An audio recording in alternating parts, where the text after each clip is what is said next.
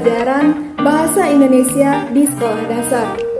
Pembelajaran bahasa Indonesia di sekolah dasar merupakan suatu usaha dalam mewujudkan tujuan mata pelajaran bahasa Indonesia yang ada dalam kurikulum pendidikan. Hal ini dikemukakan oleh Resmini dan kawan-kawan pada tahun 2009 bahwa hakikat pembelajaran bahasa dan sastra Indonesia di sekolah dasar merupakan yang pertama, bentuk penerapan kurikulum. Yang kedua, bentuk pencapaian tujuan mata pelajaran bahasa Indonesia. Yang ketiga, upaya peningkatan kemampuan siswa sekolah dasar mulai dari kelas 1 sampai kelas 6 dalam mencapai tujuan mata pelajaran tersebut. Pembelajaran bahasa Indonesia tidak hanya dipelajari dalam lingkup teori semata. Siswa diharapkan mampu menggunakan kemampuannya secara fungsional, otentik, dan utuh dalam berkomunikasi. Menurut Diknas dalam Resmini dan kawan-kawan pada tahun 2009, mereka menyatakan bahwa pembelajaran bahasa dan sastra Indonesia di sekolah dasar diarahkan untuk meningkatkan kemampuan siswa dalam berkomunikasi dengan menggunakan bahasa Indonesia yang baik dan benar, baik secara lisan maupun tulisan, serta menumbuhkan apresiasi terhadap hasil karya kesusastraan. Hal ini mengakibatkan pembelajaran yang dilakukan harus bisa disesuaikan dengan situasi yang akan dihadapi siswa saat ia berkomunikasi menggunakan kemampuan berbahasanya. Kemudian, Juanda pada tahun 2014 mengemukakan bahwa pada waktu belajar bahasa berlangsung, siswa harus dihadapkan pada kondisi pembelajaran bahasa yang mirip dengan kondisi pada waktu siswa menggunakan bahasa itu dalam kehidupan sehari-hari. Kemampuan berkomunikasi ditingkatkan dalam pembelajaran bahasa Indonesia dengan memperhatikan beberapa aspek. Aminuddin dalam Resmini dan kawan-kawan 2009 menjelaskan bahwa peningkatan kemampuan berkomunikasi itu meliputi aspek skemata, yaitu pengetahuan dan pengalaman, kebahasaan, strategi produktif, mekanisme psikosifik, dan konteks. Prinsip dasar pembelajaran bahasa Indonesia di SD. Yang pertama yaitu prinsip kontekstual.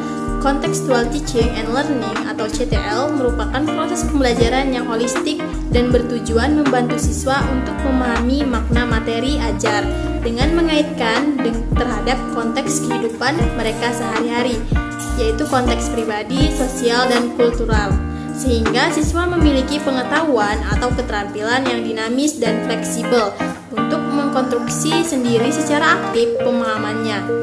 Contextual Teaching and Learning atau CTL disebut pendekatan kontekstual karena konsep belajar yang membantu guru mengaitkan antara materi yang diajarkannya dengan situasi dunia nyata siswa dan mendorong siswa membuat hubungan antara pengetahuan yang dimilikinya dengan penerapannya dalam kehidupan mereka sehari-hari. Sampai saat ini, pendidikan di Indonesia masih didominasi oleh kelas yang berfokus pada guru sebagai utama pengetahuan, sehingga ceramah akan menjadi pilihan utama dalam menentukan strategi belajar, sehingga sering mengabaikan pengetahuan awal siswa. Untuk itu diperlukan suatu pendekatan belajar yang memberdayakan siswa. Menurut Blackhart, ciri-ciri kontekstual antara lain yang pertama yaitu menekankan pada pentingnya pemecahan masalah. Yang kedua, kegiatan belajar dilakukan dalam berbagai konteks. Yang ketiga, kegiatan belajar dipantau dan diarahkan agar siswa dapat belajar mandiri. Yang keempat, mendorong siswa untuk belajar dengan temannya dalam berkelompok atau secara mandiri. Yang kelima, pelajaran menekankan pada konteks kehidupan siswa yang berbeda-beda. Yang keenam, menggunakan penilaian otentik. Dan yang terakhir yaitu bertanya atau questioning dalam pendekatan kontekstual. Yang kedua, prinsip integratif. Bahasa adalah suatu sistem. Hal ini senada dengan pendapat Max Sun yang mengatakan bahasa adalah suatu sistem. Hal tersebut berarti suatu keseluruhan kegiatan satu dengan yang lainnya saling berkaitan untuk mencapai tujuan berbahasa, yaitu berkomunikasi. Nah, subsistem bahasa adalah fonologi, morfologi, sintaksis, dan semantik. Nah, keempat sistem ini tidak dapat berdiri sendiri, artinya pada saat kita menggunakan bahasa, tidak hanya menggunakan salah satu unsur tersebut. Sebagai contoh, pada saat pembelajaran berbicara, kita menggunakan kata disusun menjadi kalimat yang kita ucapkan menggunakan intonasi yang tepat. Dalam kaitan ini, secara tidak sadar, kita telah memadukan unsur fonologi, lafal atau intonasi, morfologi, kata, sintaksis kalimat, dan semantik makna kalimat. Yang ketiga, ada prinsip fungsional, tujuan pembelajaran bahasa dan sastra Indonesia sesuai dengan kurikulum 2004, agar peserta didik dapat menggunakan bahasa Indonesia dalam berkomunikasi dengan baik dan benar. Hal ini sejalan dengan prinsip pembelajaran bahasa yang fungsional, yaitu pembelajaran bahasa harus dikaitkan dengan fungsinya, baik dalam berkomunikasi maupun memenuhi keterampilan untuk hidup. Prinsip fungsional dalam pembelajaran bahasa pada hakikatnya sejalan dengan konsep pembelajaran pendekatan komunikatif. Konsep pendekatan komunikatif mengisyaratkan bahwa guru bukanlah penguasa dalam kelas. Guru bukanlah satu-satunya pemberi informasi dan sumber belajar. Sebaliknya, guru harus sebagai penerima informasi. Jadi, pembelajaran harus berdasar fakta multisumber. Dengan kata lain, sumber belajar terdiri atas peserta didik, guru, dan lingkungan sekolah. Lebih tegas lagi, Tarigan mengungkapkan bahwa dalam konsep pendekatan komunikatif, peran guru adalah sebagai pembelajar dalam proses pembelajaran di samping sebagai pengorganisasi, pembimbing, dan peneliti. Yang keempat, ada prinsip apresiatif. Nah, dalam Kamus Besar Bahasa Indonesia, kata apresiasi berarti penghargaan. Dalam pembelajaran bahasa Indonesia, istilah apresiatif dimaknai menyenangkan. Jadi, prinsip pembelajaran yang apresiatif berarti pembelajaran yang menyenangkan. Jika dilihat dari artinya, prinsip apresiatif ini tidak hanya berlaku untuk pembelajaran sastra, tetapi juga untuk pembelajaran aspek yang lain seperti keterampilan berbicara. Contohnya menyimak, berbicara, membaca, menulis. Dalam hal ini, pembelajaran sastra dapat dipadukan dalam pembelajaran keempat keterampilan bahasa tersebut. Selanjutnya yaitu teori pembelajaran bahasa Indonesia di SD. Teori yang pertama yaitu teori behaviorisme. Teori behaviorisme ini merupakan teori pembelajaran yang menekankan pada pengalaman atau lingkungan yang membentuk perilaku individu. Dalam pembelajaran bahasa Indonesia, guru dapat memberikan rangsangan dan penguatan positif untuk membentuk perilaku bahasa Indonesia yang baik kepada siswa. Lalu, yang kedua, teori kognitif. Nah, teori kognitif berfokus pada pemrosesan informasi dalam pikiran manusia. Dalam pembelajaran bahasa Indonesia, guru dapat memberikan pengalaman-pengalaman belajar yang dapat membantu siswa memproses informasi bahasa Indonesia dengan baik, seperti memberikan latihan penggunaan kata, kalimat, dan tata bahasa.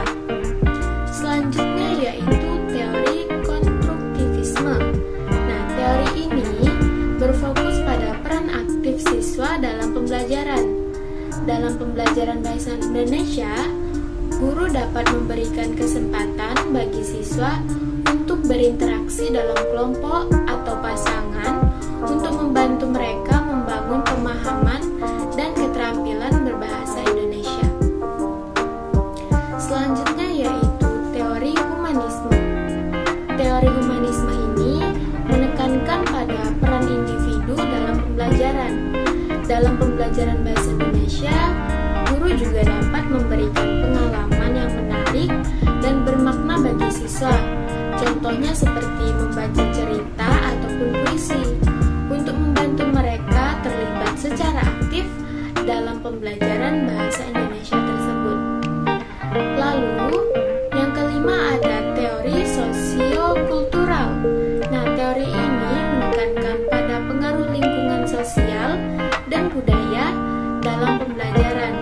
Nah, dalam pembelajaran bahasa Indonesia, guru dapat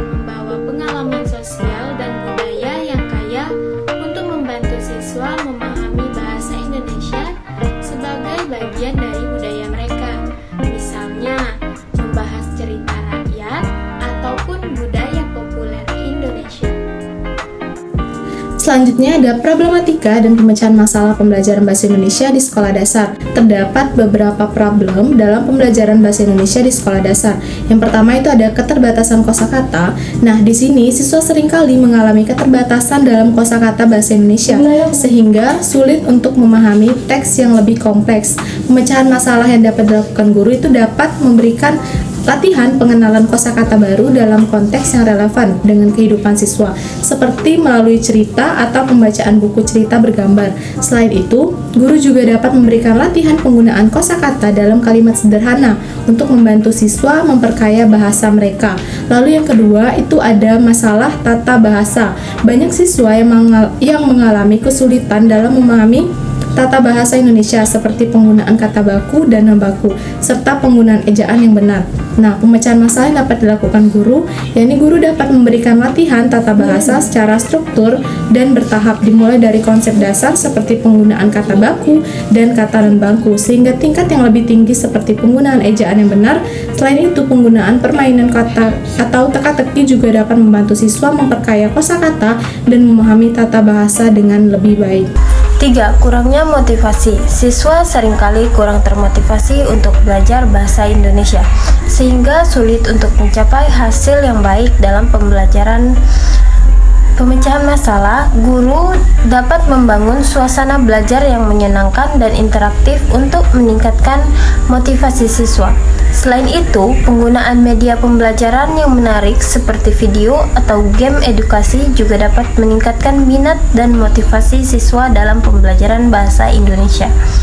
Kurangnya pemahaman konsep siswa seringkali mengalami kesulitan dalam memahami konsep-konsep bahasa Indonesia yang lebih kompleks seperti penggunaan kaidah-kaidah tata bahasa atau struktur kalimat yang lebih kompleks. Pemecahan masalah, guru dapat memberikan latihan pengenalan konsep secara bertahap dimulai dari konsep yang paling sederhana hingga konsep yang kompleks.